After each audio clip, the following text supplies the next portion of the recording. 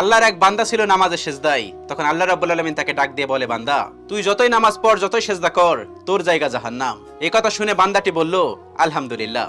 আল্লাহ তখন বলে, এই বান্দা, জাহান্নামের কথা শুনে কেউ আলহামদুলিল্লাহ কয়? বান্দা তখন বলে, আল্লাহ, জাহান্নামের মালিকও তুমি, জান্নাতের মালিকও তুমি। তুমি আল্লাহ খুশি হয়ে যদি আমাকে জাহান্নামও দাও, তাও আমার আপত্তি করার কোনো অধিকার নেই। আল্লাহ তখন বলেন, বান্দা, জাহান্নামে গেলে তুই পুড়ে যাবি, তোর খুব কষ্ট হবে। বান্দা তখন বলতেছে, আল্লাহ, কষ্ট শুধু আমার হবে না, তোমারও হবে। আল্লাহ তখন বলতেছে, বান্দা, তুই পুড়বি জাহান্নামের আগুনে, আমার কষ্ট হবে কেন? বান্দা তখন বলে, আল্লাহ, কোনো মায়ের কোল থেকে যদি কোনো বাচ্চা পানিতে পড়ে যায়, তাহলে কোনো মাই দূরে দাঁড়িয়ে থাকতে পারে না, দৌড়ে গিয়ে বাচ্চাকে কোলে নেয়। আমার বিশ্বাস ওই মায়ের চেয়ে কোটি কোটি গুণ দয়া তোমার বেশি। আমাকে জাহান্নাম দিলে তুমিও আল্লাহ শান্তি পাবে না। আল্লাহ তখন বলে, বান্দা, এই দলিল তুই কই পাইলি? বান্দা তখন বলে, আল্লাহ, আমাদের জাতির পিতা ইব্রাহিম আলাইহিস সালাম তোমার প্রেম মুখে নিয়ে যখন নমরুদের আগুনে পড়ে গেল, তার আগেই তুমি বলে